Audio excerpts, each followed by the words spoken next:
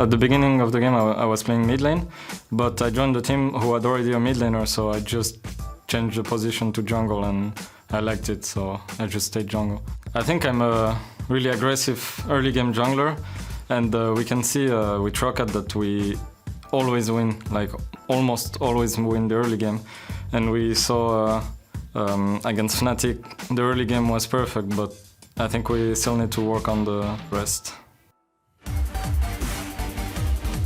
Welcome back to the European LCS, where we're taking a closer look at our last game of the day between two teams mired at the bottom of the standings, looking to climb Roccat and Giants. Sadly, 1-7 for Roccat, 0-8 for Giants. However, I feel like Roccat is a favorite in this matchup, and we heard Airwax there. We rarely ever lose the early game, which must make it even harder to swallow. Trashy, I mean, you're also on a team that's not doing very well right now, but a team like Roccat, who seems to be in grasp of those wins, what is that like? I mean, for them, I think it has been pretty sad. Like, they have been so close, and then they can't really end the game. So, I mean, I think they're better than 1-7. Like, they have shown they can play up against the better teams. So they just need to work on their execution in the later part of the game. Yeah, one example of course, is last week's game versus Fnatic. They were ahead in a big part of that game. And what then goes wrong for them, the Fisher? I think a lot of it is teamfight coordination for the team is not very strong. Either it's because they changed some players, like Taps and now Extinct is in there, or it's because like someone having the overview when a fight starts is very important, like calling out which targets to go for. Like the last team fight they lose here against Fnatic, they're basically going on Gamsu first, and then Reckless is left untouched, and he obviously then cleans up the fight as Lulu late game. And we see this as time and time again. I'm not sure how the calling is for you guys in team fights. You have like specific members always calling out targets? It's mainly like me or Senkooks that is like calling to go in, but it depends on champions, obviously, on cooldowns. But yeah, it has to be very decisive, and you have to know like how you want to play the fight out beforehand. If you want to execute it properly, for sure. Yeah, like you have this split second to decide the target at the start, and you can't really swap at a certain point anymore, because if you just keep swapping targets, then no one is going to go down. So if you make the wrong decision in the split moment when the fight starts, then it's pretty much over for you. So you have to like be able to think very fast, or otherwise it's just everything falls apart. Yeah, and it does seem that both for Giants and Roccat, that's what happening a lot of what is happening a lot of the times. And for Giants, also on a massive losing streak right now. I know we always bring it up, but 2014, that infamous losing streak of Fnatic, you know, what has to happen here in this team to turn it around? That losing streak will haunt me It'll forever. haunt you forever. Not that you made World Semifinals, Season 1 World Champion. It all doesn't matter. It's that losing streak. One time you'd lose 8 games in a row. And no, but you do have some insight, obviously. Yeah, I mean, it's really hard because you just drop in motivation so much, and for Giants now it just seems like there is no light at the end of the tunnel because there's like no players performing whatsoever. But in case like this is the one game they might be able to win, and if they get that one win to boost their motivation, maybe they can make a miraculous comeback. Okay, so I mean, pretty much like if you're used to losing, it depends on how you handle it. For me personally, on Splice here, I think we're handling it pretty well. We focus on improve, and that is pretty much what matters. So for us, it's not that rough, but I've seen the faces of Giants, and it doesn't look very well for them. Yeah, we will see what happens. At least one of these two teams is going to pick up a well-needed win, and we'll see who of those teams it will be. We're going to kick it over to the casters for the draft. Thank you, Sharks. Now, with Champion Select loading up, let's go ahead and take a look at who is on stage. Representing Roccat, we have Freddy122 in the top lane. That jungler, Airwax, had a beast of a game against Fnatic, but they couldn't pull the win. Betsy in the mid, Tabs the AD carry, support is Extinct, and their coach is Fresh. And suiting up on the other side of the rift, on the red side, it is Giants with Atom in the top lane, Jungle Betanyoki, X-Peppy in the mid lane, Adri as AD carry, Godfrey in support, and their coach, Lothar. This is a team that has just been plagued with so many issues. The changes rather that we talked about to start off the split have really not done a whole lot for him. We did see Batong Yakke subbed in, but he has actually had even more trouble, in all honesty, than Ku. Some of his numbers are even worse. His CSD, he's just not getting impact across the map. So he came in at a really rough time because he replaces Ku, and then they have to face like back-to-back tough opponents. That's true. So he had a good first game, and then from there, he's been trying. You can see what his impact on the game, but their opponents have been such strong teams that I think it's very difficult to actually perform as an individual in that setup. Yeah, but as they said on the desk, if there is a time for Giants to try and shine. It is now against Roccat, a team who has also been on a losing streak, albeit one game less. Exactly, and you know, the real key thing that this sounds a little bit perhaps optimistic, but you've got to look at the standings as they are right now. You've got one team on 1 win, one team on 2 wins above them in Roccat and Splice. If you have a good weekend and can get back-to-back games and just go 2-0 on the weekend against weaker opponents, you can actually start making waves. You can actually start pushing teams down below them. And we know that Giants have this style where if xPeppy goes off and goes ham, he can solo carry a team against fairly weak opponents. But they've got to get to that point. That seems like so far away because on the other side of the rift, Betsy, the man on the left of your screen, has actually been having a really good time the last couple of weeks. Even in losing efforts, Betsy's mid lane performances have been one of the standouts for Roccat. Yeah, he has been the shining star. We pegged him that to see what they could do to start these things off. And Airwax has had a couple of solid games as well. I mean, that I mentioned it earlier, that Kindred went huge. I'm not sure how much that was him and how much that was Fnatic allowing him to repeatedly murder Reckless, but it worked out for the most part. So at this point, Giants, do they ban an AD carry like the Callista here, which would force Roccat into a Lucian pick, or do they leave both open? Say you get one, we get the other. What would be the other ban that is remaining? Looking at the top level champions that are still available. You got the Tom Kench still in there. You got the Kindred in there as well. I have questioned Giants pick and ban phase. The Lulu is what gets banned away, so that gets left. A lot of stuff gets left up now. As you mentioned, the Callista is available. Porky's off the board. Lucian's up. Does Roccat want to go for an AD carry quickly? Alistair is up as well. They can't afford to give both of those over, and it looks like they're gonna eyeballing Extinct's champion. Otherwise, for Giants, it becomes a fairly easy 1-2 of like Callista, Alistair, and then you're like, well, now we've got the engage. We just need Peppy to burst somebody down after it. So it's a good start for Roccat, picking up the Alistair for themselves. On this side, Giants, Graves is available too. Real big breadth of options here for the jungle, for the top lane. So is Kindred. See if Batong Yake will be able to try and do what Airwax was able to do last week with that champion. He's not played it yet. It's been Lonely Sin, Elise and Graves, but it's worth noting, of course, he's only had 4 games in LCS. So Callista, don't want to give that one over. I expect this to be picked up, and it is. So 2 AD carries, but 1 for the jungle on the side of Giants. So that is a mobile and fairly strong 1-2 pick setup here from the Giants. Fair amount of damage coming out here from their AD carry and jungle. Now they have to be careful that they don't just go full damage and go, well, we'll win one team fight and try and win the entire game off it. Now we have to look to their top, to their mid laner. I would like something tanky from a top lane. Even depending on what Freddy picks up, we know Freddy goes towards tanks. If they pick up something like a Maokai, something that can stand there and provide frontline for the rest of Giants, they should have enough damage to be able to balance a team fight. Adam has really only played Shen in the tank department. I wouldn't That's true. Too surprised if they go back there. Remember the rework, Shen's still very powerful. Yep. Lucian, of course, being left up means Roccat should have no trouble taking that for Tabs, who has stepped in for Saphir, of course, we mentioned the other week, and he has been an improvement. Not a massive one, but he has definitely had a more solid performance. As Airwax gets his hands on the Rek'Sai, another favorite of his, played it in 3 games so far as most played champion. This will be number 4. Yeah, no real surprises on that lock-in. The Lucian, just to give themselves a decent lane in the bottom lane, and with that Rek'Sai, just a standard jungle match. Really?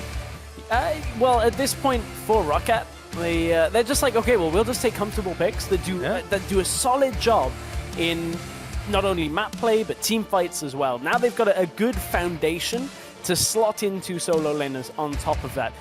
We know Freddy's likely to go towards a tank. Anything else would be a little more surprising out of Freddy. He's played a wealth of champions. Zac, Dr. Mundo, Fiora, Maokai, Quinn. So he has played a couple of carries in there. Even at 1 Graves, too. Yeah, he has played Graves as well. So a lot of options still available for Roccat. Ooh, Giants. Okay. They've got themselves some beefy front lines. The Muscle Man in the bottom side for Godfred, and they've got a Malphite for Adam. I like this. Yeah, well, this is the kind of setup that they needed. A tank in the top lane that can just sit there. What you've seen so far is a fair amount of AD. You've seen the Lucian. Well, I say a fair amount. You've seen one carry and it's AD because it's a marksman. So, hey, Malphite, it'll be fine. Yeah. Can't get kind of picked in that matchup. Well, right? I like the Braum, too, with the Callista, because even though he's a disengaged support, right, you can still toss him in, and then he's point-blank ultimate, and you can start a fight off the back of that. And if you can combo that with a Malphite, you got knockups for days. It's a bouncy castle on Giant's side. Yeah, I just wonder what Freddy's going to pick into this. We know Betsy's played the Morgana. in the mid lane. So the Malphite on the opposite side basically gives Roccat a neutralized lane. So all they have to do is pick a champion that either will go even or that they can beat Malphite with here. And it's just a fairly straight up situation for them. All right, as the timer ticks down, Freddy will be going to Quinn. He has had a game on this. Of course, did not result in a win. His only one being on Zach. Curious to see if they can make the pressure happen this game. A decent split between 80, but, well, the AP damage, of course, Betsy going to mid lane, Morgana. This is curious. I wonder what Peppy is going to take to counter this or to try to go against it. It's probably going to be the Victor Morgana lane. We saw one of these, I think it was in Challenger earlier this week, where really nothing happened for a long time with a Morgana and a Victor. They were just like, yeah, we're just going to clear mid lane, don't worry about us. But it is a champion in the likes of Victor that can carry a game. If Peppy goes off and has a good game, this is the kind of setup that Giants could look to build from. They have a fair amount of damage, they do have a front line, but on the side of Roccat, they have side wave control. They have the ability to wave clear as minions are coming towards them. So if Giants do not stick on top of the other lanes that Roccat are in, that's where they could end up losing the game. That is indeed, but if they can force themselves some fights off the back of a good Malphite ult or two, they definitely have a lot of damage and a lot of AoE with that Victor bringing in there. Also some target burst and some objective control between Betong, Yake, and Audrey, so they've got the tools. They've yet to pick up a win here, but if ever it was the time, it is now. Time to turn your split around. See if they can handle Roccat, who have built themselves also a fairly solid comp, but one that's definitely going to be a bit more in the side lanes for sure. For sure. I mean, you look at this composition and you're like, hey, even Rek'Sai can You know how I can tell? It's the Quinn. It's dead giveaway. The Quinn, the Rek'Sai, you've got, Teleport, Morgana for and now comfort as picks, well. as you mentioned. Like, okay, Freddy's more tank play, that's fine.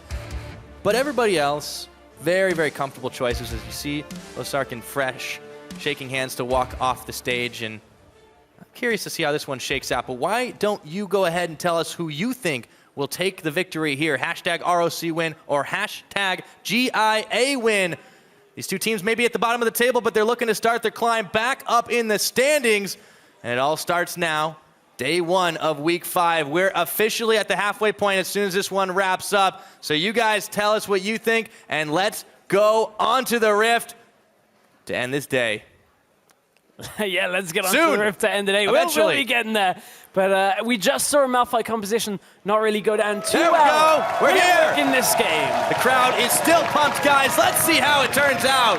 Roccat, Giants, a duel to avoid, as early as it sounds, even relegation. Well, you say early, this is the final game of the first half of the spring split. So this is the situation where after this game, we can now look back at what has happened in the past 4.5 weeks. What a hell of a month, that's for sure, Stress. It's going quickly, I can tell you that. Teams, I mean, you look at these two guys, and for Giants, it has just been all over the place. They've not been able to pick it up. See standard lanes coming in here. Again, they need to be able to pick one up and answer it back, but Roccat, the story is heartbreak. They have come so close to winning so many times, and especially against that Fnatic squad we saw last week. I mean, this is Europe's coast if there was one. Perhaps. Oh, I wasn't expecting that one. But I'm not throwing the Scar quote in. I will fine. save you that. Don't worry. I think Deficio may have used that one earlier in the week anyway. So that would be copyright gimmick infringement at that point. But, you know, at this game, they don't have the Lulu Caitlyn to fall, victim to. They don't have that massive, super huge range 80 carry composition. This, they've got to go against a Kalista and a lot of hard engage and a Victor in the late game that will start outputting massive amounts of damage. But if Roccat get the lead, Giants have shown to be a team that don't really play from behind particularly well. I mean, you keep it in mind, the bottom lane alone for Giants have been a big portion of their gold disparities at that 10 and 20 minute mark. I believe Adri was down like 3k gold in both games from last week at that 20-minute mark on his own. So it's very difficult in that kind of situation for Giants to hold on to a game. Yeah, momentum is definitely a big factor for them, but I feel like just looking at the way they played this pick and ban phase, it's definitely one of the smartest ones they've had this split. Yes, they were given some options. Of course, they gave some away to Rocket's side.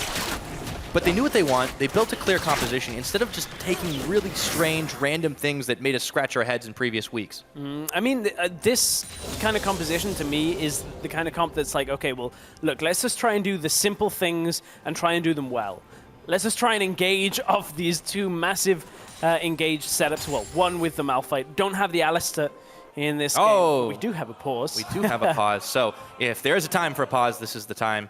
2.5 minutes and not worrying about too many crazy action. We've had some close shaves as we see. We'll try to investigate what the source of that one was. Adam's just here like, but Freddy's not on a tank. I was expecting a tank matchup in the top lane. What is this? Sometimes you don't always get what you want. Freddy has been pretty much all over the place to start this one off as the crowd is still cheering for the wrong team. They're in the wrong studio. Yeah, you gotta wait a few days for that, guys. So we'll try to find out what's going on there. But as things unfold, it's standard lanes, no big surprises. You said it yourself, Giants doing a very basic strat. We kind of talked about this for other teams, like Splice, for example. They need to go back to these roots of playing simpler things to try and get the basics, build a foundation, and then you can get complicated. Then you can get fancy. So if anything, I mean, this is the right composition for them to start making that climb back up. Yeah, it's going towards that route. I mean, unfortunately for some of the other teams that have been in that situation, like Splice, they're like, yeah, we did it with a simple comp game 1. Let's go for a Quinn comp. Doesn't work. However, Roccat are going for it in this game with the Quinn. We have seen it from them in the past. Not overly convinced, but Quinn is one of those picks that has been very prominent in the top lane, specifically into the likes of Poppy. Ooh, meditation going on. The Peppy battle nap before the Peppy's game. like concentrating so hard to grow his power back from his hair, like Samson. Peppy's like, they took my power, they took my hair. Yeah, he's definitely undergone quite a lot of changes in the top of his head this year so far. That's a really weird way to say that. I don't know where that came from. Audrey and Godfred look a little bit confused at what Peppy's doing right now. They're like, do we need to get in on this? Can we? There's no Bard, I know. Oh, okay. Let him have his moment. You lost me on that one. I was like, are we trying It's to a really bad impression, I know. some kind of psychic trance here between them? Yeah. Nevertheless, maybe Peppy's asleep. Maybe that's why they paused. Peppy's just nodded off in mid lane his chair. AFK, guys. No. Dear. So, yeah, just looking. I want to go back to the compositions here because we already talked at length about Giants and what they're trying to do. And for Roccat, this is comfort picks. But how is this going to come together aside from just trying to 4-1 or 1-3-1 their way to a victory and stretch Giants across the map? What else are they looking to do? Well, I mean, what they're looking to do is get the Quinn ahead, get the Lucian ahead, and then have Morgana neutralize the Victor for a very long period of this game. Morg is never going to win this lane matchup.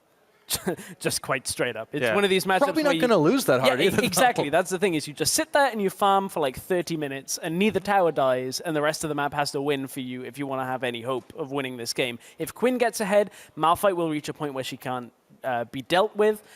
If Lucian gets ahead, they should be able to outpressure, or at least move around the map fairly quickly, get in front of turrets. Yeah. And then Kalista has a bit of trouble clearing waves. Once she gets at Hurricane, you can step forward to start clearing the waves, but it is a little bit difficult. Yeah, as you can see, talking on stage with Tabs, trying to sort out what the issue is. We'll get more info for you guys on that in a moment. Hopefully it gets resolved, but yeah, Roccat, they definitely don't have troubles in the early game. They don't seem to have too many issues in the mid game, even against top, like higher tier teams.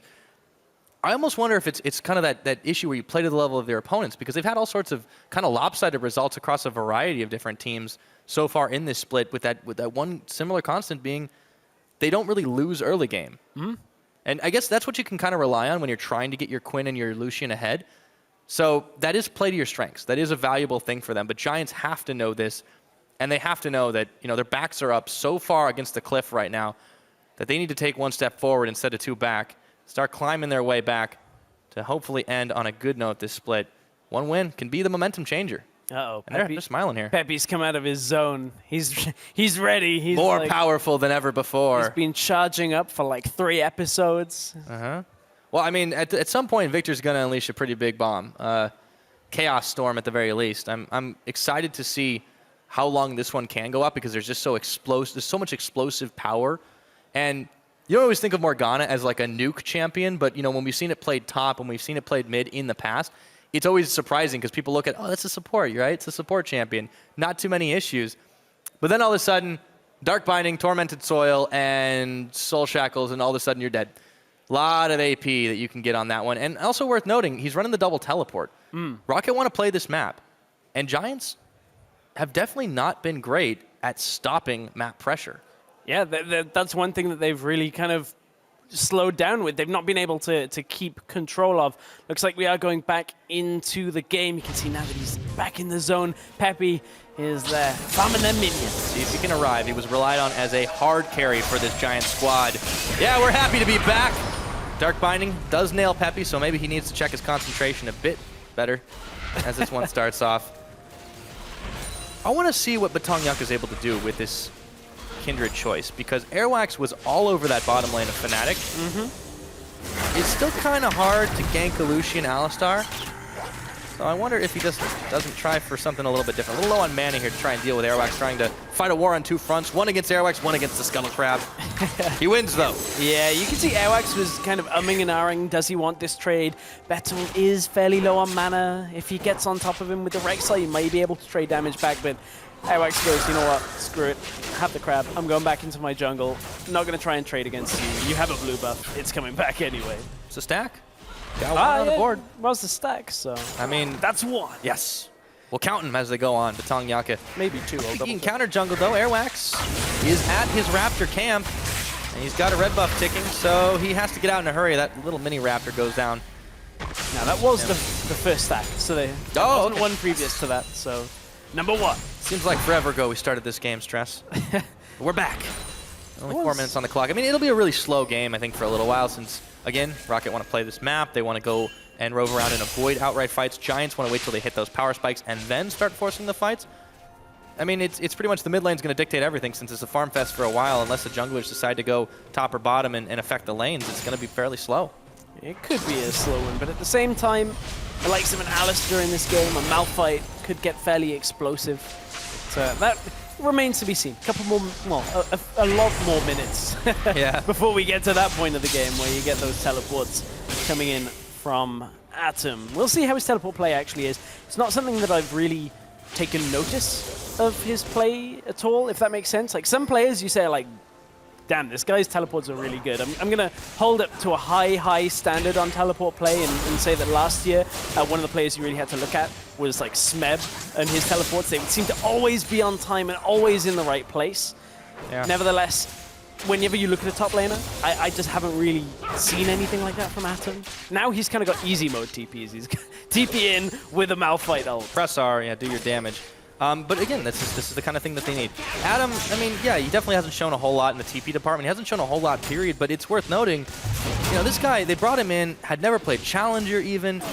He was a highly rated solo queue Challenger level player, but it's a massive gamble. And to replace somebody like Werlip, who had his problems, that's for sure. Well, he's out in Challenger now, but he had very specific strengths that Giants knew how to play to. It always is a risk to do this, and you know, we can see it in the results. They've not managed to net a win with him at the top lane so far, but Giants are a team still searching for their soul.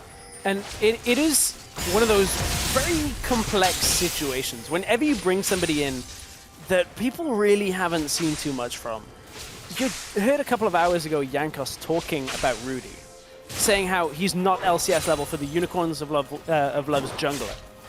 I wonder how the top lane players feel about Atom right now. And I feel like the fact that Freddy is confident enough to pick a carry into a tank and just say, hey, I'm going to take this, makes you think that in his mind, he is better than Atom and will be able to win this matchup hard enough that he can carry this game through. So just that weird situation, I'm not putting words in Freddy's mouth, I'm just kind of thinking out loud of whether that is a possibility for how Roccat want to play this game. Bottom lane, oh, there's a flash engage. Yeah, starting it up, they turn on to Godford as tanky as he is. He gets the stand behind or stand in front as Betsy goes around the side. Level 6, the Soul Shackles were on. Batong Yaka being deterred. It's going to be a first blood here, and it goes over to Tabs. Meanwhile, Audrey on the hasty retreat with Batong Yak right at his back. Nearly going down here, but they've got the help of Peppy, and he laser fires them some cover.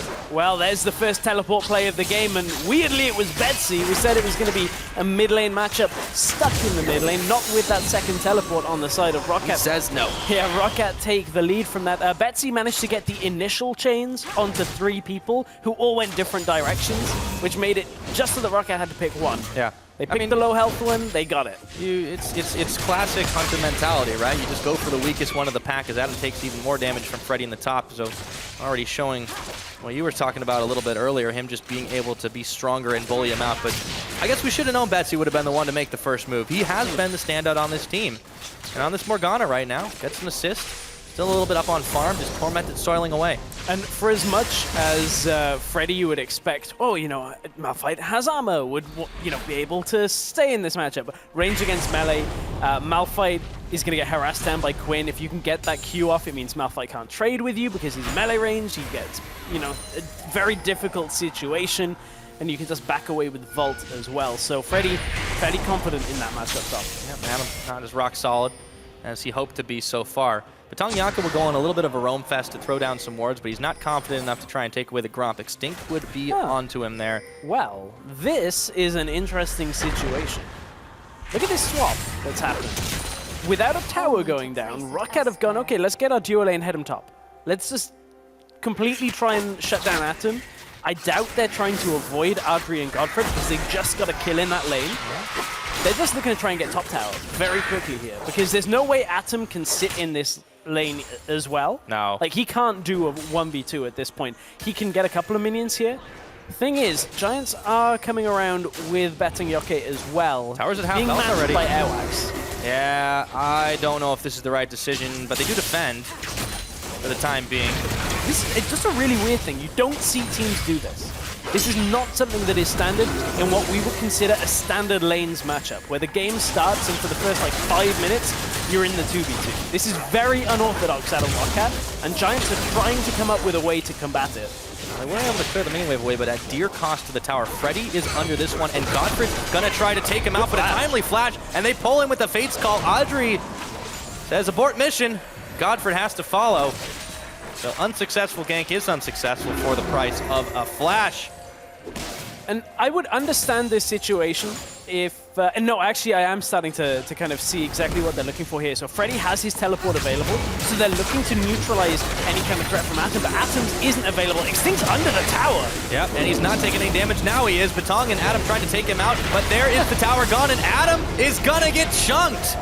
Taken out. Betsy gets a kill on the board for himself. So Roccat group on the area where Giants don't have the ability to come across the map very quickly, utilizing their ability to roam. They had the Quinn up there already. They had the Quinn teleport available. They had the duo lane up there already.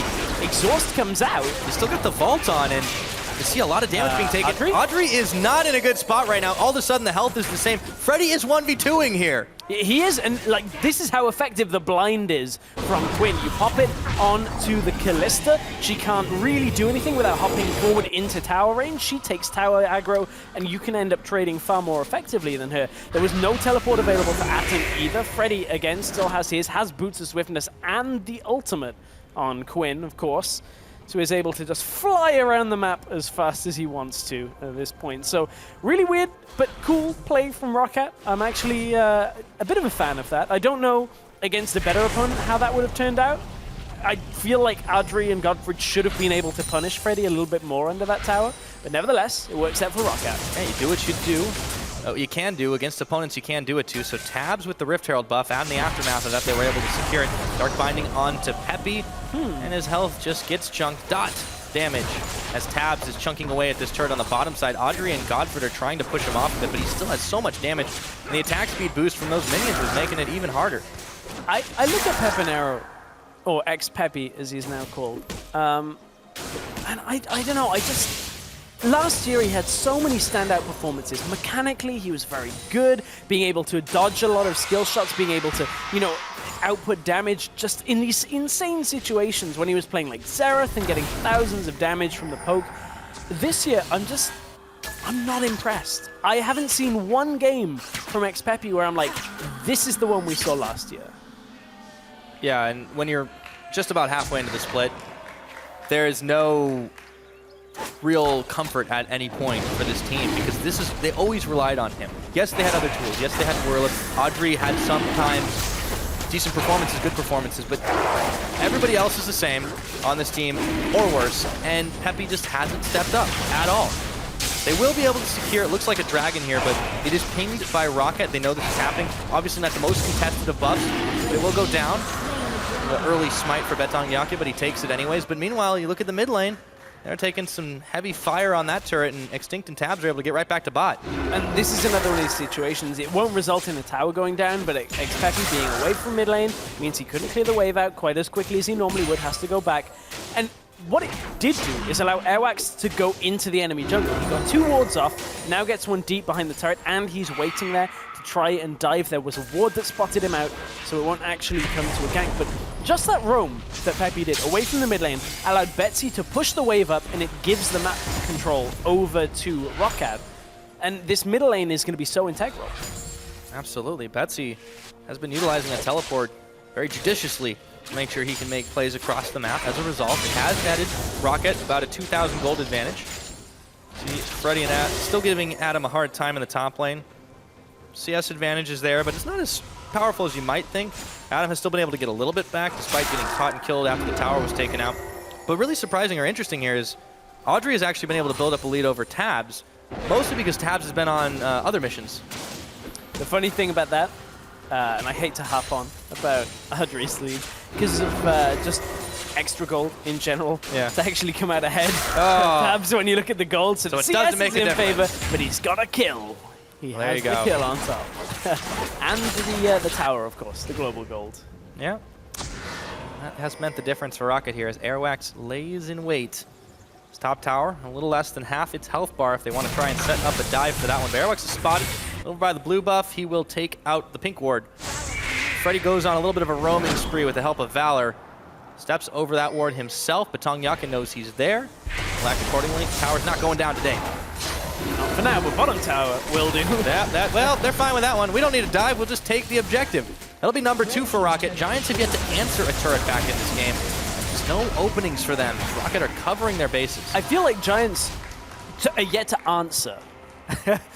I mean, have Roccat asked a rhetorical question? Because Giants are just letting towers go away from them. Like, they tried to punish Freddy in the bottom lane, but couldn't commit that just because they started balancing the tower aggro and Adri got dropped to half health. It's so tough for Giants right now because, I don't know, I just get this really weird vibe when watching Giants that it just doesn't matter what they do. For some reason, they're just not on the same page altogether. They're not actively working as one unit to look to fight back against what their opponents are doing. It's definitely bitten them in the behind on several occasions. And they really need a win here to try and start to climb back up the standings. You do not want to go half your split 0-9. We heard Cyanide talking earlier about going 0-8, and that's bad enough as it is. The one saving grace for Giants in this game specifically is we're yet to see a proper team fight. We're yet to see an actual 5-on-5 or 4-on-4 fight where Giants are utilizing their composition. They have high damage out of Betting, good damage out of Adri, and damage that's going to come from Xpeppy as well the later this game goes. If the engage is there from Atom and Godfred, they should be able to take a fight as long as they don't fall too much further behind of Roccat. Yeah, Roccat are, you know, they're climbing up. It's not been the slowest, but it's definitely not the fastest growing league. We always talk about Roccat being a much more reactive team, but it's Giants who are making an active play. Betong Yake looking for Tabs. He's got the damage. Tabs just dances around the Wolf's Frenzy, though, and he does not go down. Airwax here to help defend as well. Force the heal from Tabs, but better. Oh, has to force that flash into the Dragon Pit now. Betong Yake on the run. Peppy looking to come to the rescue here. Really Nothing happening. weird.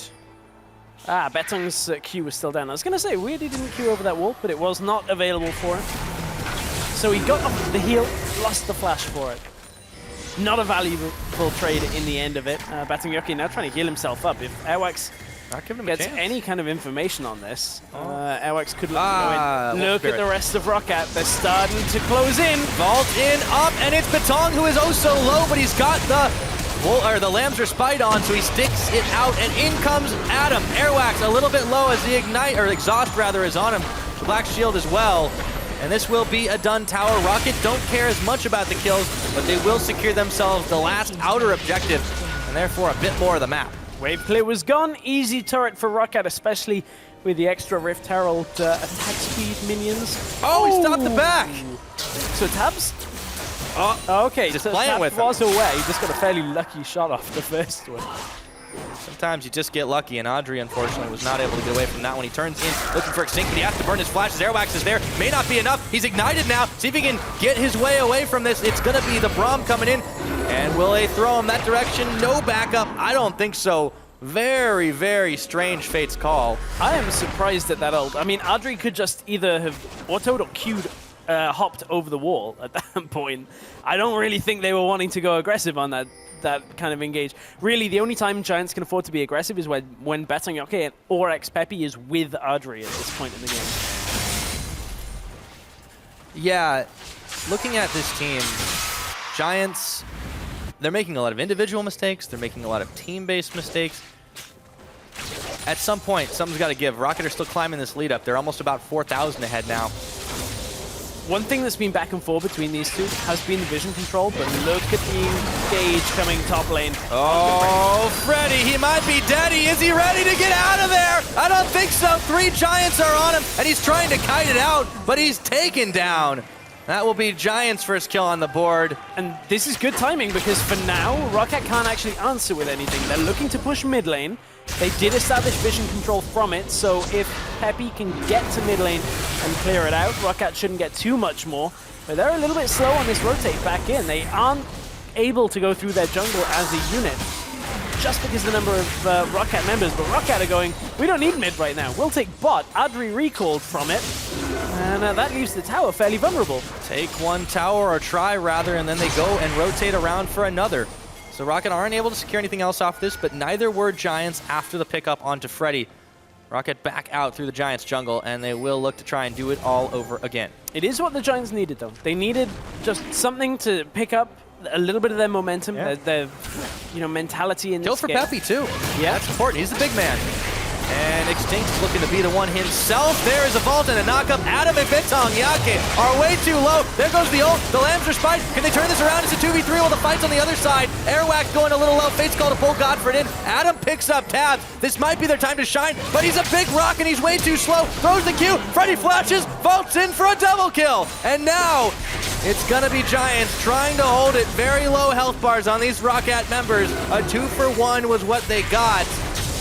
Roccat did at least, but they are the ones who have to defend. Yeah, at this point, Roccat are pretty low though. Look at Freddy's health, look at Airwax's health. They had to back away. Freddy will be back out on the map very quickly. Does have teleport available in case he needed it.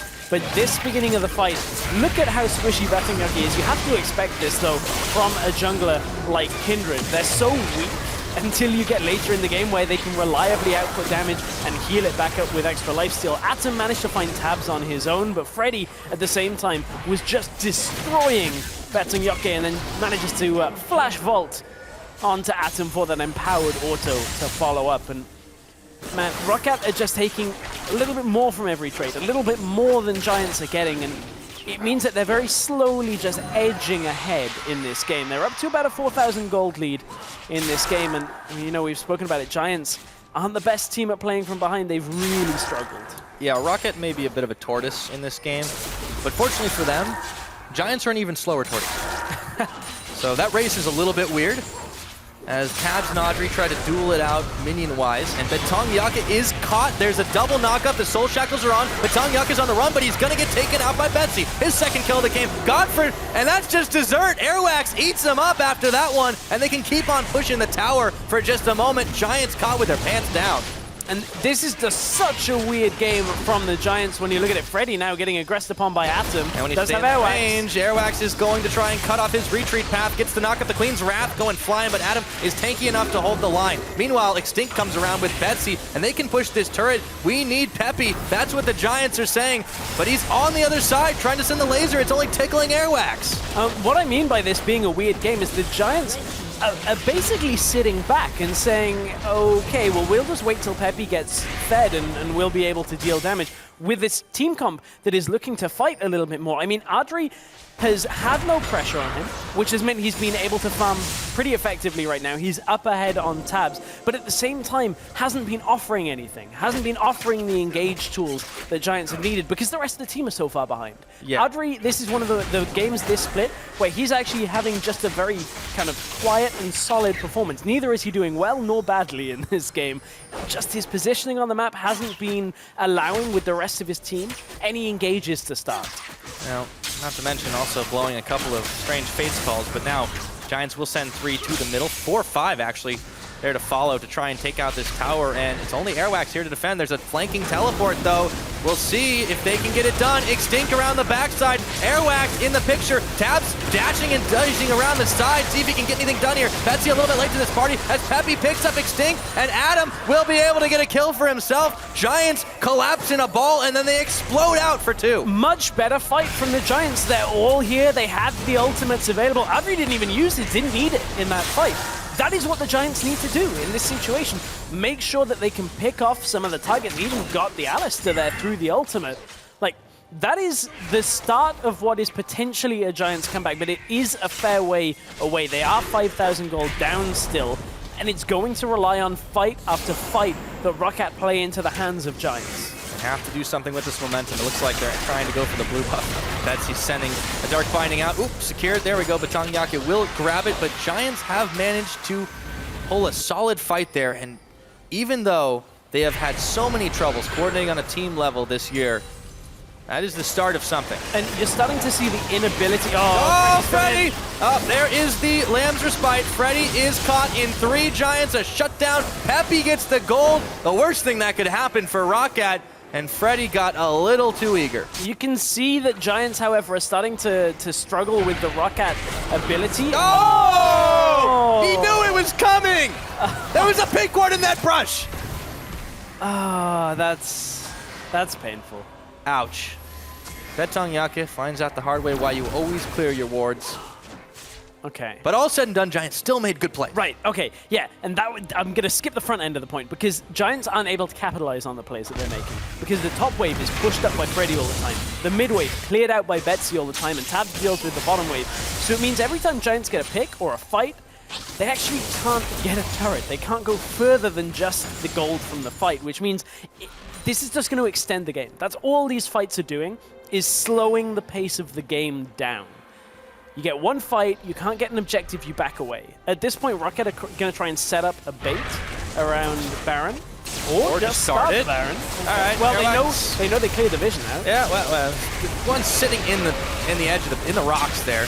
See if Giants can react in time. It's already going low. There's a TP coming in for Adam. Oh, this would be Primo to try and get that ult. He takes it, but it's stolen. Betong Yake with the steal. Channel is in her Frederick on that one. Tabs in the trapped in the back, but he's able to get the kill. Adam will go down here as well, but not before dishing out a whole ton of damage. Baron secured by Giants. What can they do with it now? It is 3-on-3, and it's just all sorts of chaos. Make that 3-on-2. Giants Gaming come out ahead.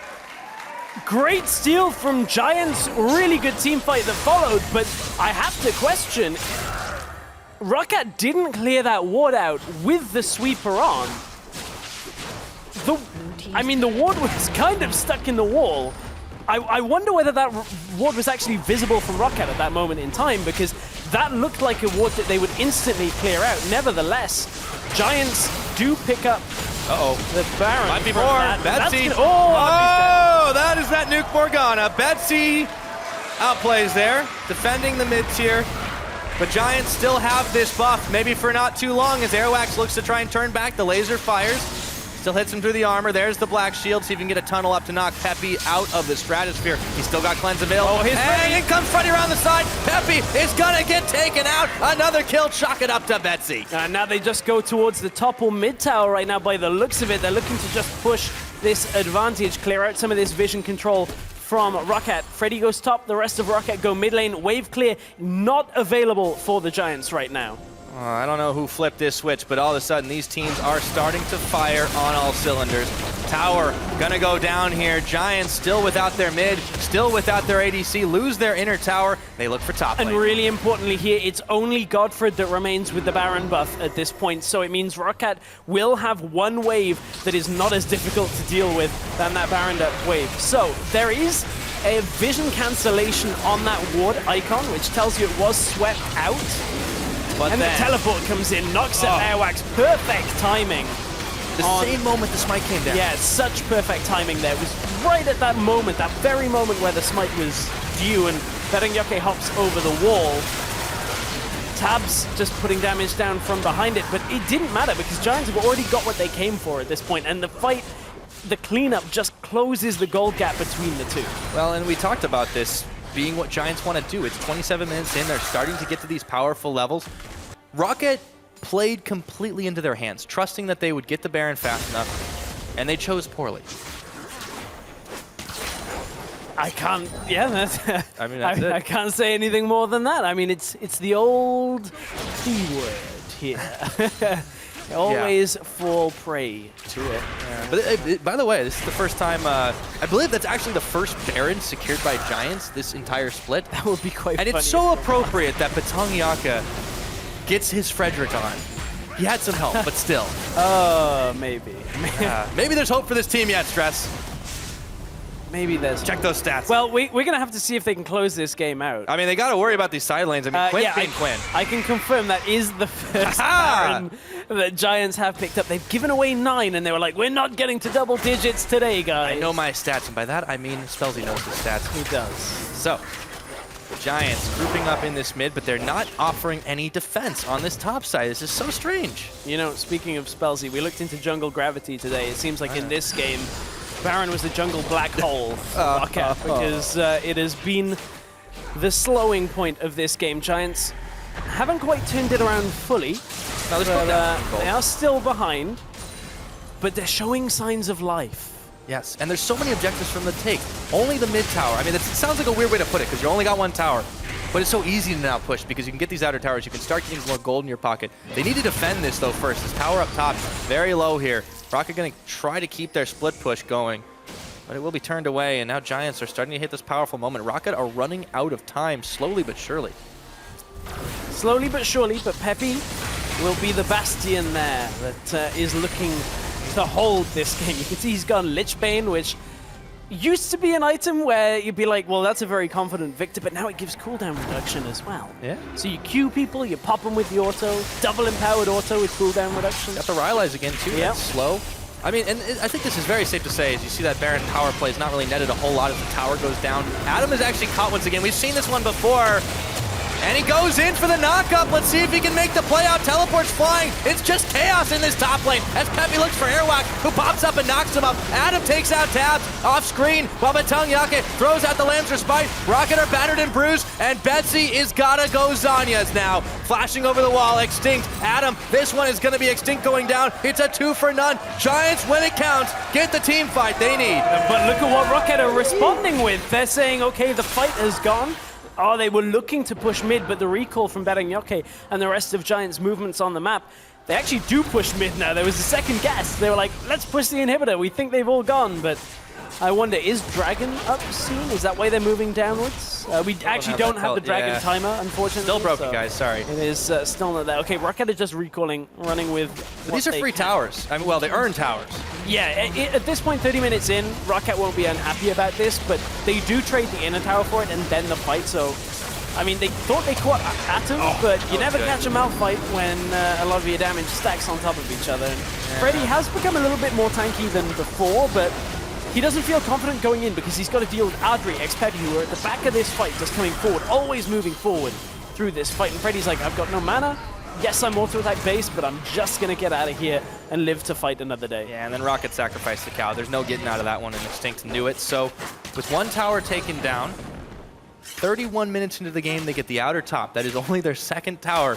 So it sounds crazy when we keep saying Giants are turning it around, but they are. 3K is the only goal difference. This matters less and less for Roccat as the game goes on. Their power spike, other than the Morgana, it's not quite as much. Freddy did okay, but he didn't quite get rolling, and he overasserted himself and gave up some kills as well. The real thing is Freddy hasn't been fulfilling his role on the team for the last 10 minutes. He has not been controlling the side wave, but if there was, the ability to do so, he needs to chunk through that Malphite. Picked up the Mortal Reminder, which inflicts that grievous wounds. So is saying, well, I'm going to try and deal with a little bit of that heal that's coming back out on Betong Yoke's Lamb's respite at the end, but still a tough court game. So many times with that thing. I mean, it's like the weird deceptive, not tankiness, but like survivability that you get when you just throw that down when you're at 2 health. It just soaks time. Oh, Giants. Freddy's TPing.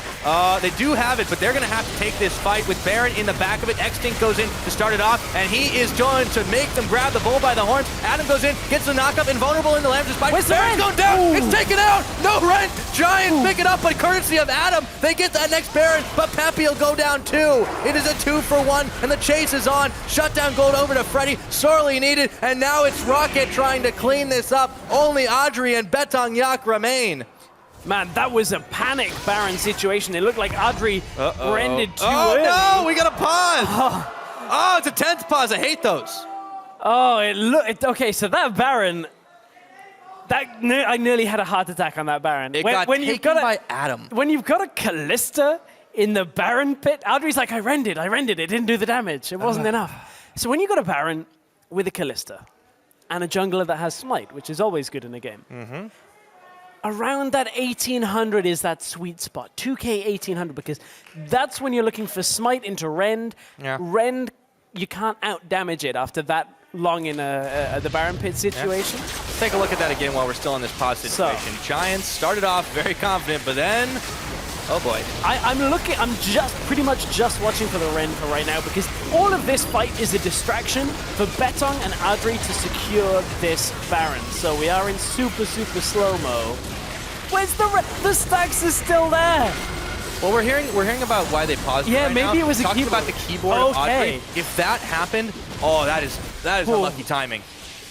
Yeah, to say the least. Yeah, I mean they still got it. Right, but I know. Talk about getting away with highway robbery if your Callista's Rend wasn't available. The rest of this fight, I mean, Giants managed to get away with 2 for now, but we are paused in a situation where Betong Yoke and Audrey are running away. Slow-mo. So at least it makes sense of why the Rend didn't come off. Okay, that's... All right. Still a very early Smite as well. I'm still having heart palpitations. Yeah, I think Audrey is too, man. I mean, yeah, if you try slamming why the won't E-key, it work? Oh man, I mean it's a little heartbreaking considering what happened too, because they lose 3 members. They do get 2 away. Yes, they answer back with 2, and it's mostly the wave clear. But they're going to have to mount a pretty big defense with the death timers what they are at 32 minutes in now. Yeah, that is a real big factor. I mean, you've got Freddy, who is going to go straight to that side lane and look to push. You've then got the rest of Roccat, although it is only Airwax and Extinct that are alive right now. Betsy with 50 seconds on his death timer, Tabs with 35, so they may very well look to stick as a unit and just go for 1 lane rather than multiple. Man, it's a tense situation because this is a game that is tipping back and forth with every engage. Every skirmish seems to just shove it back in one team's favor. But the gold is getting ever so close, if you notice. I mean, right now, we'll just take a look at it. 60K to almost 58. That is a 2,000 gold difference. It was up to like 7,000 or 8,000, I think, earlier in the game when Roccat had their very powerful spike phase. I mean, if we go all the way back, it's been 32.5 minutes. But there has really been a lot of action for how slow it looked like it was starting.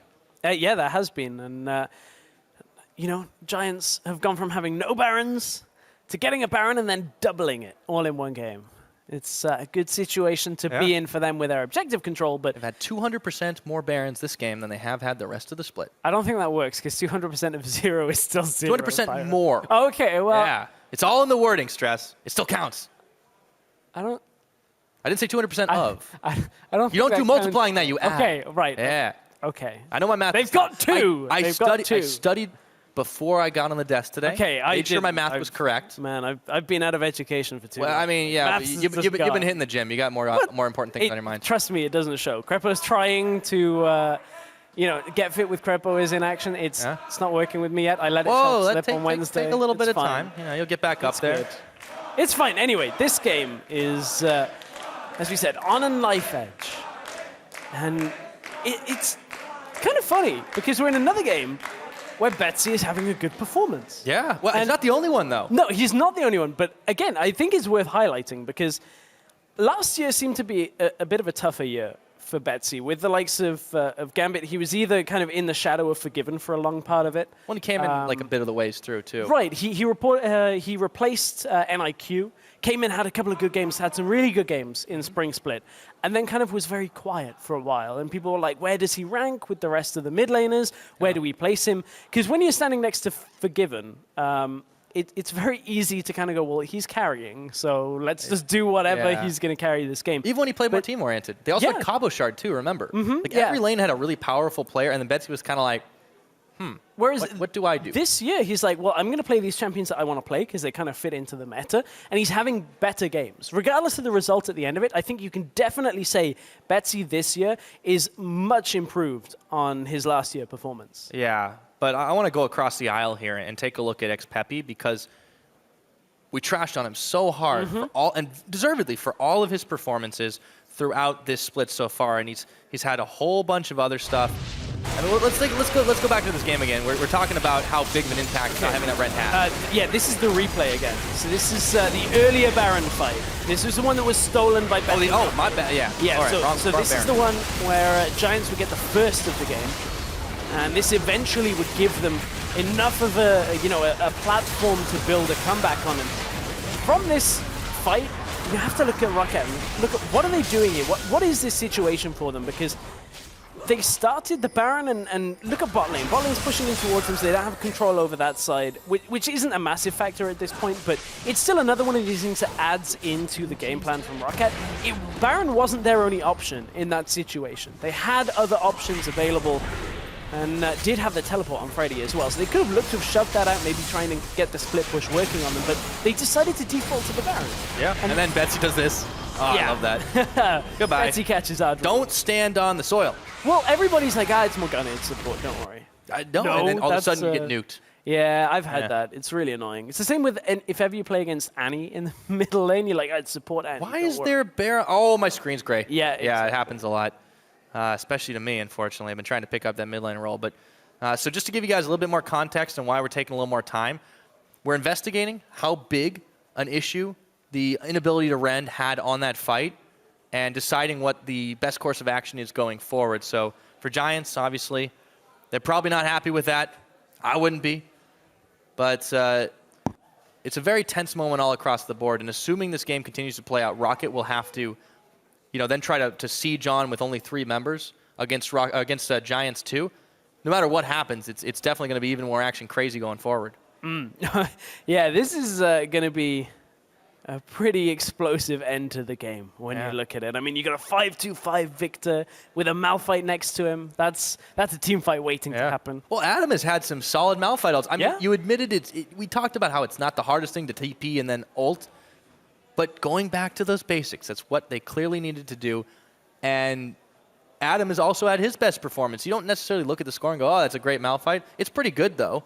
He's had almost 100% kill participation, which means he's been knocking up fools like left and right. Yeah, he has been. Even has that Iceborne Gauntlet as well, so you start clapping people. Yeah.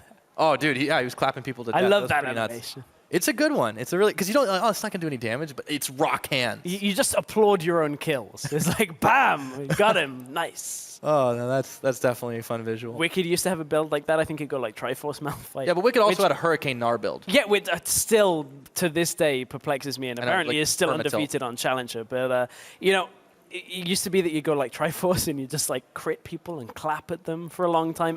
He actually played it in LCS, and if I remember rightly, it had very mixed success, but... Trying to remember that far back. It was like last year. When I think Wicked and I just like go back in my memory banks, I just like... You go all Aurelia. Yeah, you go all everywhere. The way back, but, Froggen just kind of like nodding his head slowly. Yeah, so it definitely... We'll have to see how this one does shake out. But for both these teams, I mean, a win is just so freaking important. Either team would end a massive losing streak on the back of it, as we see the discussions going on with Audrey. see what will be done. We'll have to get a little bit more information pretty soon. I'm still amazed that Malphite got the Baron. Sometimes you just get lucky. I want to see what we've watched it like twice through already, and I haven't paid attention to the Malphite. It's going to be some good highlight. I want to see whether it's like Malphite actually like ground slamming or sending out the cheese wheel, or whether it's something stupid like the Sunfire Cape. Because that's happened before. Well, we've seen like with the Shen in Korea, right? Oh yeah, and the rank 1 Jana tornado that happened in NA Season 3. Like that was so really funny. Baron. I have a great story about like ridiculous Baron steals. Okay. This was my old LPL co-caster Frosker, and she used to play top Alistar, like it's really ridiculous, like kind of like Pulse does, right? I was gonna say. And she went into the pit to like try and deny a Baron, and she knocked the jungler out. And with the headbutt damage, got the Baron. Nice. It was ridiculous. And then she saved it on like OBS and like played it to me like 10 times. And I was just like jaw on the floor. How did you do that? Yeah, well, how did you do that? I mean, how is this Stay game? away from Baron unless you're sure, right? That is very true. But how is this game going to finish? Yeah, we'll have to see. So while the issue is getting resolved on stage, we're going to send it over to the analyst desk to break down what's happened so far. Yeah, I hate to cut into all your anecdotes there, Pyra, but I mean, we got some fresh eyes to look at the game.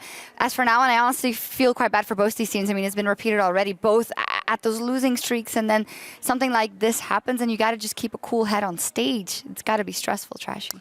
Yeah, I mean, for Giants, it's not too bad. Like they are coming back in the game, and they're kind of on the upswing. But for Roccat, sitting there when they kind of already threw the game a bit, and yeah, it's definitely not fun. I mean, I'm not really 100% sure at this point about the death damage and stuff, but I still think like Giants is probably going to win this game if they play well, because like they have Malphite against double AD, so I'm not really 100% certain. Why would you want to remake? Malphite's dead, Kindred's up, Victor's dead, Kalista is blinking red, Godfred's dead, and then there's a dead Morgana and Lucian on the other team. So Quinn is up, ROC is up with blinking red, and Alistar is up with not the Baron. But what is you go. But what are they going to get off this? I can't. I think it's more a thought of if they got it, and if Kalista would have got the Baron earlier, they felt like they could have done more. Exactly, like it's about what could have happened, basically, in the game. So it's tough to say now. I'm sure they're all looking at it. Giants are talking about it. We saw Adri and Scott Parkin having a good conversation before, but it's so annoying as a player when you're sitting in these games and suddenly a pause hits and you feel like maybe something went wrong, and how can you fix it, right? I mean, that's the issue. What matters in this case is that there's still Baron up. I mean, Baron is still up on 2 people from Giants, and if they can get through and use the Baron to push towers, then it should be a easy game for them at this point. I did get the note that there won't be a remake. We're just going to continue the game. They're swapping out the keyboard. We'll see what happens. So that is what's going to happen for now. So if we look at the gold is now within 3K gold. So Giants at least pulled that back in their favor for them. What do you guys think will happen? Like I said, I really don't know about the death timers, but I think if they play properly from this on point out, Giants are going to win this game. So actually, like, remaking the game would have shot them in their own leg. I mean, they should be able to defend now, get the people to respawn, and then take another team Yeah, fight. I'm going to cut you off because the players are ready, and we do want to see the game. So back to you guys. Thank you very much. We are going to get back into this game. So let's take a look as the pause should be dropping any second. We've evaluated, seen that the issue has been resolved. They've switched the keyboard out, but they're just going to let it ride. I still think Giants should be able to defend this, assuming they can get away here. Betong, Yak, and Adri are both hurting. That's the question. Betong has his flash. Adri has his flash and a heal. Yeah. So if you could just heal double flash, it's like, we're away, guys. But we are away with this game. 3, 2, 1. The counter is going down, and we're in. Okay, and they're already getting back. Off. Okay. So Baron buff on these boys, and they need to stay alive. Roccat are not going to chase this, but they have a wave in the top. Yep. They should be moving that way, and they are going to do it. See if the defense can hold. 2 AD carry damage dealers. They cannot afford to get caught, but Freddy's the only one with any wave clear here. Yeah, well, Freddy is the one with the push on the tower. Does have, obviously, AD, turns into his Valor form, realizes they can't push this through against Hurricane. Kalista backs away. So for Giants, let's take a moment, take a step back. Let's kind of re-go over the whole game as it's been.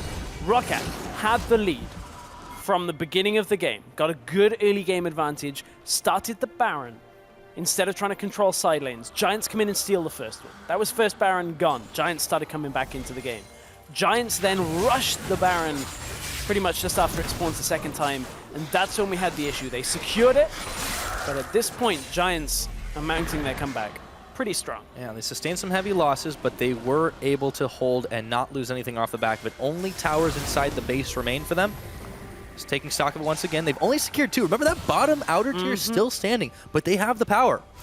One of the weirdest things as well for Giants is... You were thinking He-Man right there, weren't you? No, I wasn't actually. Man. I was thinking back to the El Bandito. Yeah. Because that was how Giants won some games last year. They became known really for Baron steals and then Peppy and the rest of Giants with Whirlit being able to carry. So it's kind of this weird situation where Giants could actually win off a Baron steal game just like they did last year. Yeah. Would be a rough game for Roccat, as they have just not been able to pick one up since opening day against Vitality, who hadn't gotten a feet off the ground. Now, sensing a hole in the defense here. Giants will pick up an inner tower before they even get the outer in the bottom, but Extinct, he's caught out here. Throws down the Unbreakable Will, but he gets a 3-man knockup and Airwax on the backside, trying to bait him out. Peppy's gonna flash, and Freddy is going so low in the back of it, but Betsy picks up Peppy anyways, and now they're just trying to catch back up. Peppy gets tabbed. What is going on? Turn it around. They've got the fight indeed. Shutdown to Adam. Roccat are going so low and dropping like flies. It's only Betsy, and just like that, he's not going to be able to do anything else after he comes out of Zanya's shutdown gold. 40 seconds on the death timers. Bring it in, boys. Giants are going to get their first win of the spring split as they push into the base. Giants have managed to get themselves off of number 10 and will be tied for number 9 in the EU LCS. Not to mention, you'll have that tiebreaker stress. One Nexus turret, the other one's going to fall. Roccat just see their hopes sinking here as Giants Gaming find a crazy roller coaster of a win at 35.5 minutes.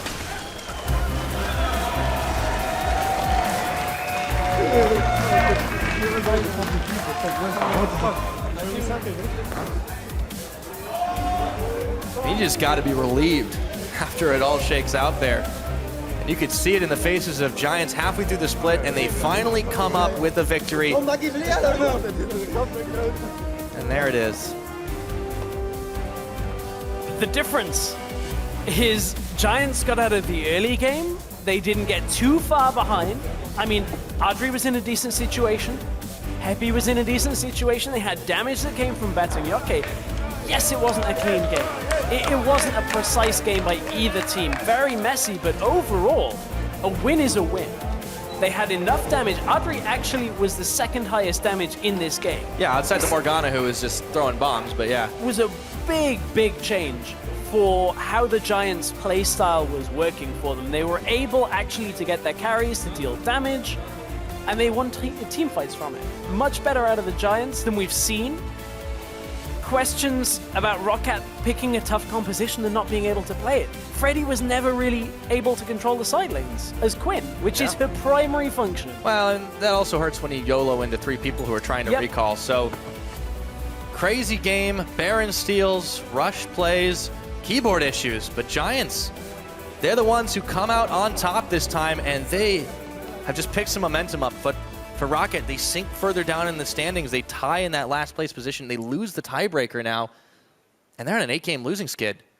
Yeah, but one good weekend can turn it around. That's very true. When there's so little between the teams at the bottom, one good week can be enough just to change your fortunes enough. Because that is the kind of game that becomes so important to break that 7th and then a relegation split.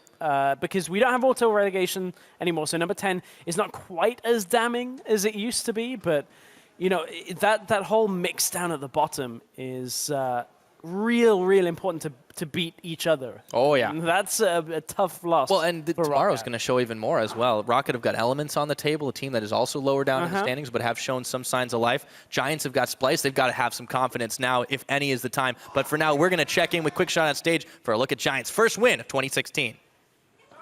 Thank you very much, Pyra. I am joined by Adri after breaking the losing streak. Congratulations on the win. Let's start with the game. It seemed like you guys fell behind early, but you managed to get a Baron steal. Was that the turning point that you knew you could win the game?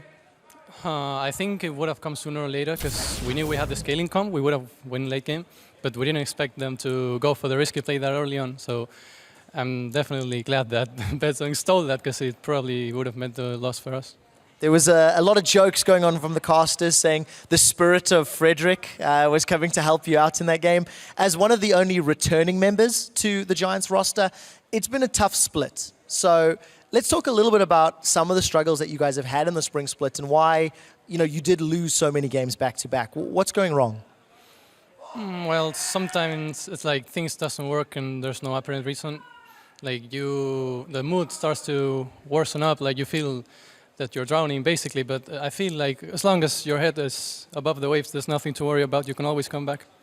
I feel like you've got a good head because 2 weeks ago you were talking about the losing streak, and I remember on Twitter you were saying, look, at some point you have to smile, you have to laugh. Are you a bit of the cheerleader for the Giants squad because you always seem to have a smile on your face? Well, I wouldn't call myself a cheerleader, but I think like one of the role I have as the veteran of the team is to get the mood up from the rookies so they don't like let themselves down. And talking about the rookies, bringing in Atom and bringing in Betong Yoka, how are they performing in the team and how are they adapting to training in the gaming house and here on the stage? I think they're doing pretty well. They have a really, really good attitude towards improving and all that. But I think they really needed the win on the stage. It's a big turning point for them. Well, last game for the first half of the split. Looking forward, you got Splice, I believe, tomorrow. What will this win mean for the Giants squad in the back half of the spring split? I think it means a lot. Like for me, it was if this week we don't win, then we're gonna drown all the way to the bottom. But now we can actually go up and face the good teams, like the top tier teams, I think. Well, congratulations on the win. Thank you very much for a great interview. We're going to head over to the analyst desk to break down that incredibly exciting game. Well, thank you very much, and I love the way Audrey put it there, honestly. It felt like we were drowning, but as long as you have your head above the water, and that's what honestly also makes it so tangible for Roccat for me, because we actually looked at Roccat and said, this is a breaking point game for them. Yeah, and I feel like the first 25 minutes was a very standard Roccat game where we like a lot of things, there's some good moves, we feel like they're about to win the game. And then the team fights start happening, like bad team fights in mid lane, the Baron call, a lot of risky plays. And it's hard to keep saying that Roccat look better than where they are in the standings, because like a game like this should be a must win. And honestly, they looked okay up until these big team fights. Yeah, I feel like the execution of their team comp wasn't really on point. They tried to team fight against a heavy team fight comp with Malphite and Victor and Kalista, so I didn't really feel like they played the map well after the early game. So yeah, it was more, for me it was more like Roccat kind of lost the game than Giants winning the game. Yeah, I think ultimately the problem goes down to the pants and picks and like picking that double AD when they do have a Malphite and then you just team fight against it and you don't split, and it was just horrible execution by Roccat, I feel, and there was a lot of mistakes in that game, but at least it was kind of interesting to watch. Well, it was. Let's take a final look at that final team fight, because I think it reminds me of one of the ones you called that said this is Rockat's problem, and this also doesn't go well. I mean, you could have a chance in this team fight, but the positioning on some of the people is just not there. Yeah, again, it's a lot about the shot calling, I think, for Roccat, and then every member kind of keeping it cool.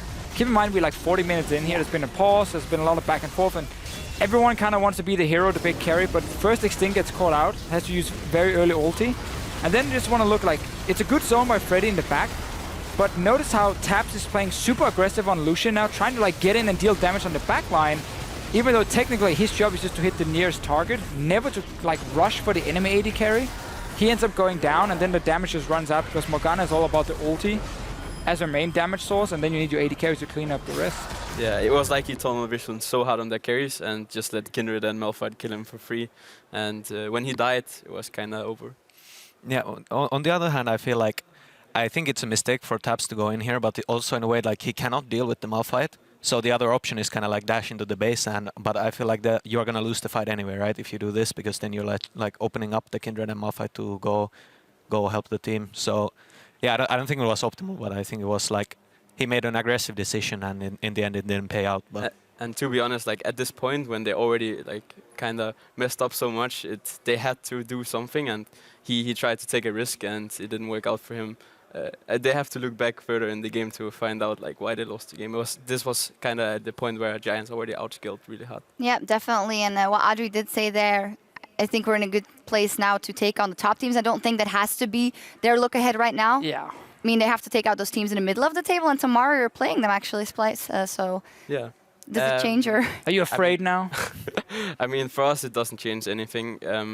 I'm pretty sure, like, if we play our game, we will beat them. And I think this game also showed that just because they won this game doesn't mean that we have to be afraid of them at all. All right. Yeah, they definitely shouldn't look to try and beat top teams right now. Same goes actually for Splice and Elements and on Roccat. Like, focus on beating each other and then improve when you play the top teams. And then later on in the season, maybe you're able to pull an upset and then pull out. Yeah. The thing about League of Legends is that everything can happen, right? So you can always pull an upset against a top team if you have a good plan and know what you want to do in the game. So you have to still have a little bit of faith against the best teams. Yeah. A little bit. A That's little fine. You got to put that on a doormat or something. That's a good line. Anyway, now that we've officially crossed the halfway point in the spring split, let's see where our teams stand. H2K have sole possession of first place, and the UOL, Vitality, and Fnatic are tied in third, and then the Giants are on board and tied with Roccat at 1 and 8. Of course, G2 Esports has dipped a little because of that loss today, but H2K now in sole possession of first after a scrappy game versus the Unicorns of Love, but they're on there. Yeah, I mean, it's important for them. They pick up wins with Selfie. Like, they have a substitute and they keep picking up their wins. It's not as pretty as before, but then again, as long as you stick, as long as you stay in the top and you get Ryu back, you're going to be ready for playoffs then. Surely that's like the goal for H2K, so I don't think they mind too much what's going on at the moment. They're just waiting for him to return. Yeah. I also love their cheer, whatever it is. H2 what? H2K? It's pretty cool. I don't know who came up with that cheer. Maybe probably. Maybe probably. It's good for atmosphere. But on the topic of the Unicorns of Love in that match, they again had a gold lead at 10 minutes. They again did really well. My question is, and we've actually been wondering that ourselves for a long time, is this now sustainable? The good things that the Unicorns of Love are showing, how easily is it swayed and how far do you see them going? In this particular game today, at least, it was like just Jankos completely controlling the game over Rudy, and then obviously, like, if that's going to happen more often, there's going to be some problems. But of course, like, Jankos had the winning matchup, he knew what he could do, and he completely abused. And even though there were some mistakes done by HUK later in the game, like, in the end, their macro play was just better. The interesting part about UL is that they have like their unique style of play, kind of, where they kind of drag their enemies into their level, and sometimes it works, sometimes it doesn't. And but even though we say this about UL, I still think they have good macro understanding and playing the map well, especially like Visisachi and their bot lane is playing super well. So I think they will stay in the top. Do you actually think they are top 3 team at the moment? Because they've been there now for 2 weeks. I don't think they're top 3, but they're definitely in the top 5. Okay. Right. Some teams moving up. Vitality, Fnatic. Maybe let's start with Vitality and their win today. Same question, actually, because we had so high hopes for that team coming into the split. How do you think they've done so far, and how far will they go? For Vitality, it's kind of weird in a way. Like, if they're on their A game, they're really, really good. Like, they can beat any team if they're on point. But they also sometimes have like a sloppy game where it's like, what is happening? What is going on? But their macro understanding is super good, and they will also. I think they're a top 3 team in Europe right now. I think you make a very good point about Vitality being on the A game. Then it looks very nice the way they're playing, but there are some decisions in pick and ban phase I don't always agree with. There's some decisions in game where I feel like they kind of drop the ball. If they can remove those, like we saw the pick and ban phase last week as well, where they took Thresh and I believe it was Elise and give like Corky Poppy over to the other team, which was completely weird. And they came out after and said that was wrong. So there are some mistakes for the team, but that's a lot to work on, obviously. They're still showing some very, very good things and have so many good players on that lineup as well to like just become a top team. Yeah, I think like the problem with Vitality so far, which probably they didn't have today, is that they kind of a bit felt like they lived and died with Cabochard. I mean, Cabochard is really a great player, but in the games like when he did manage to get a lead with Chuk, like they would just win because he would just go on the sidelines, take every turret and do really well in general. And in the games he failed, they actually lost because they kind of struggled. But today they showed like another side that they are all great players. Yeah, Trashy, you now mentioned Vitality as top 3 contender as well as the Unicorns of Love. So who out of H2K, Fnatic, G2 and OG doesn't deserve the top 3 spot? I'm kind of scared of this question, but I think it's G2. I think Fnatic and OG kind of needs to show that they belong up there when they face the teams. But right now, I think it's G2. All right, well, Fnatic, of course, today debuted their new support, and it seemed that they went back to their even summer style of 2015. Hey, they were good. aggressive. Yeah, he was good. So how much of a catalyst is that one new player? I mean, it's super important if you feel like there were some synergy issues, maybe something you didn't really believe in a player you had before in long term. Getting a guy like Cly here and he gets a very good start is obviously super important because the first game on stage, I mean, you've been there, Trashy, Sanad, you've been there, I've been there. You are very nervous and you just want to get a good start. And he gets a comfort pick for himself. He's an old Thresh main and he had a great overall game. He tried to do a few mad lives here and there. Didn't always work, but at least he forced some other plays and get him into play range, and that was good. One thing about him is, which I think is the reason why they picked him up, is I think he meshes well with Reckless, which I don't think he did as well with Noxiac. And if Rexus finds comfort in him playing with him, maybe he can do better, like in terms of leading the team. And I think he had a huge part in the change. But I mean, I don't know too much about it, but. Yeah, I think I got the same impression. I got the same impression from listening to the interview, and we know the great role that Reckless is taking on Fnatic now, and it did seem out of the interview that he was like, okay, you just have to feel comfortable with everyone in the team. It's not that they felt uncomfortable with Noxtrack, it's just that they needed to improve faster than they had so far. Yeah, sometimes you just don't have the right play. You try someone new and it clicks, and then obviously you make the change, and that's what Fnatic did. Well, people who make changes a lot in their coaching role, at least is OG. Obviously, we know the issues that have been there or the non-issues. Sanad is going to be the new coach, by the way. Is that it? For Origin? Yeah. I mean, you're next in line almost.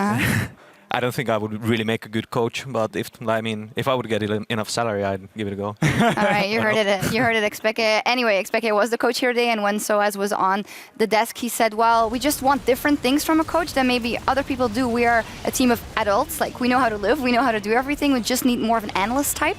So I think that was really good insight. If I would like go to OG and be like a coach, I think it would be very, very hard. Because all the players are really established and they know what they want, and I think it would be very hard for a coach to get a point in. That's just my opinion. So they got to find what works for them. Yeah, again, if he's saying they want an analyst, they obviously want someone who can kind of provide them information they can use to make a decision, which does make a lot of sense. But what a lot of other teams would do then is get like a head coach who has a lot of focus on communication and how to not play the game specifically, but how to act as a team, and then have an analyst behind him who can then feed him that information the players are looking for, and he can then deliver it to the players. That could be a setup that's could work for Origin. It's working for other teams already. Like, multiple teams have so many different analysts. You know, teams are picking up different lane analysts now, and then there's a macro guy, life coach, then there's a yoga, everything. Like, it's not just one coach anymore. There's not one guy doing everything. You have multiple people, and I think maybe that's what Origin are looking for. But it's very hard to find, and now they have a bit of a track record of being very quick to possibly remove a coach, and that can make it harder for them to find someone. Yep, definitely. Well, very interesting things to talk about. We also got a couple of tweets from you guys all day long. You've been sending in your questions for our guest with the hashtag #AskAJungler. And at Holybomb tweeted, what is the biggest difference between solo queue junglers and professionals? I mean, you are the current jungler, so we'll cut to you in a second. Okay, me start? Yes. Okay, so in solo queue, it's pretty much like, oh, you see this guy overextended, let's go gank him and hope enemy jungler doesn't counter gank. So in competitive play, it's much more about using information to force plays and kind of giving your team information as well. So it's very, very different. And if you're coming out of solo queue and wanna get into competitive play, you kind of have to study a bit on what they do in competitive play to understand what they're doing in their thought process. I'll get to you second because you're an AD carry main now, man. So yeah, I mean, ditto as well in that aspect. And then, of course, in solo queue, there's like a lot of different varieties you can play. Like, you can just go full DPS and try to carry the game like really hard, because you normally do get fed if you're good, since you can gank a lot, and normally those ganks do result in kills, unlike in professional play when it's much harder, when people try hard way more. So it's all the champions, the playstyle, like everything is pretty much different. It's like a completely different game.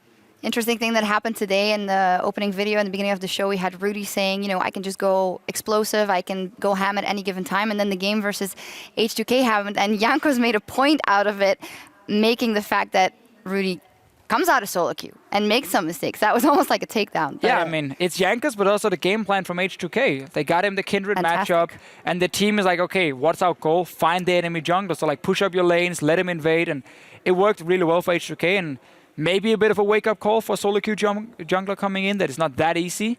But I think Rudy last week looked very good, so if he can just return to that, and we just got to praise H2K for good strategy.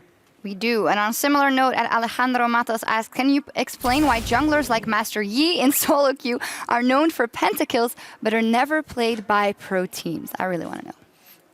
Should I go first or? You can go first. So, like, Master Yi is obviously, like, for example, it's really easily counterable because you can just, like, pick CC and he's going to be pretty much useless. And also, Master Yi requires a lot of farm. And in solo queue, like, you can be the master of your game as Master Yi, but in pre-made, you have to be the slave, and Master Yi is not the slave, he's the Is that master. the joke that you were talking about? Yes. Okay.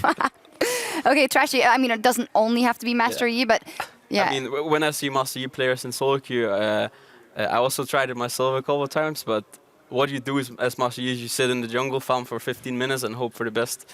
And if your team doesn't feed, then you can carry, right? So, but it doesn't really translate into competitive play because the enemy team will just outdo what you will do. What about it when you're in the LCS and you're on a losing streak or on a huge winning streak? At what point do you say, okay, I am just going to pick my comfort jungler. I don't care if it's Alistar jungler or whatever. It would actually be that bad. But, you know, at what point do you feel like, okay, I just want to go all out? If you want to win, you should probably not go for it. But, I mean... Thank you. Yeah. And if Alistar jungle is your comfort pick, you've done something very wrong coming into the LCS in the first place. Probably a pulse pick or whatever. Anyway. Possibly. Meanwhile, over in the Fantasy LCS, Jankos opened up his backpack on the first day of Jungle Week to carry your roster, picking up 8 kills and 10 assists to earn a total of 33 points. You're so happy. First week, Jankos actually gives me good points on my fantasy team. So I'm happy. Selfie, I believe, also did... Actually, no, he didn't do anything, did he? He was like 0-0 something. Anyway, did a lot in that game. Jankos got me all the points, so it's all good. It's all good. I have myself on my fantasy team, so How's that working out sorry for about you? that one. I'm pretty sad. Yeah, but Jankos actually earned them all himself. He was like, okay, I'm going to put myself in my backpack. Everyone can get in and get those points. Amazingly, I have myself in my fantasy as well, and somehow gotten 0 points. Yeah, somehow. In any case, tomorrow we will embark on the second half of the spring split with some heavy-hitting matchups as the race for playoffs starts to shape up. Starting with our match of the week between Origin and Vitality. Fantastic matchup there. Of course, your team, OG Cyanide. Origin versus Vitality. Yeah, I mean, today Vitality had a really strong performance, so I'm a bit scared for my boys, but we will see how it's going to play out tomorrow. Definitely, like, it's anybody's game. Like I said, in the beautiful game of League of Legends, anything can happen. That was his line. But. It kind of comes down to the point where you ask me if I think OG is top 3 team. I think if they win this game, then they will prove me wrong and be a top 3 team. At least we can consider them a top 3 team again. They can't. This is a game where OG should show if they're up there, I think. It's kind of a battle between two sleeping giants. Like, we all expect them to get a lot better towards playoffs. We just want to see which team gets there first, you know? You have such a way with Origin. Is it Origin? Is it Vitality? Vitality won the last one when they played, but Origin was actually winning that game, and then they made like 2 massive mistakes in mid lane, and then Vitality punished them. We'll see what happens. It's not the only interesting matchup. You also have UOL versus Fnatic to break their tie in third. H2K is going to try and defend first place against G2. They got good games. Some good games. H2K, G2? Oh, wow. After G2's loss today, I wonder how much that will change. Because like they're very confident in the way they play. And I don't think it's going to really do anything. And they're going to be like, oh, we need to change our play style. You know, you just ignore the loss you had and you go in against H2K, who have been fairly sloppy in the way they're playing. So I'm still looking at G2. I think they're going to take the game. But I mean, it's close. Oh, it's so filled with marquee matchups, though. You have Trick, of course, in the jungle versus Jankos. You have Emperor and Forgiven. It's going to be a very good match. I think it's going to come down to the mid lane and the jungle. If Perks can get a lead on Selfie, and if Trick can control Jankos has been playing really well lately. So I'm actually really hyped for the jungle matchup. I think it's probably the 2 best junglers in Europe right now facing each other, and it should be good. Would you say there's a difference between the two junglers in the way they're playing? I think Jankos is a bit more reckless in a way. Like he want to go in and kind of just fight the other one. Where Trick is a bit more conservative. Like he want to find division. He want to counter jungle and kind of outpace the other jungler. So they're a bit different, but. Like Trick is not afraid to fight him either, so it will be fun for sure. It'll be a fun game. They're gonna brawl. Sadly, though, we need to sign off for the night. I'd like to thank Cyanide and Trashy for joining us on the desk today. Thank you very much, as well as you guys at home for tuning in. We'll catch you back here tomorrow at 6 p.m. Central European Time. That is 9 a.m. Pacific, so don't be late. Bye.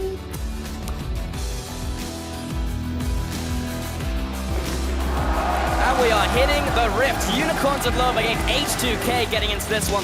Buckets. They don't have TP, land over right side. We don't know where Go! Right side top. Kill it, I slowed him. Gravity field and he's been stunned out. Chachi jumps into the fight. Vanna's dropping low. Here comes the Greyhound. Odoalne's still alive. Lazarus fight is keeping everyone alive from H2K. H2K close in on Unicorns of Love's Nexus. They take the victory. Ignite coming out, Spirit following up as well. Here comes the spear, lands onto Brattle. Entry. Oh. Entry. Nice. That's a 5-4-1, and Fnatic will close in for that win. XTSM jungle. Okay. Oh my god, Maurice, salty baguette. Why am I salty, dude? I go there, I win one championship, go top 8 in Worlds, and go back. Wait, and then you won a championship? I like how. And yes. Top 8 sounds. Is that the championship? Yeah, let's see mid lane though. Yeah, there's that fight. There goes the Gangplank ulti, and all of a sudden, Splice the one's taking a whole lot of damage backing away, and the TP in for Power of Evil meant that they could turn the tables and pick up for Amazing. Power shut down on the back half, but it may not be nearly enough, and Origin with another win. Kalista out to the fight. You're done. Victor. Kalista's out to the fight. I'm chasing. Go end that's 5. They've taken down G2 for only the second time in the Spring Split. Go mid. We can kill. BCG!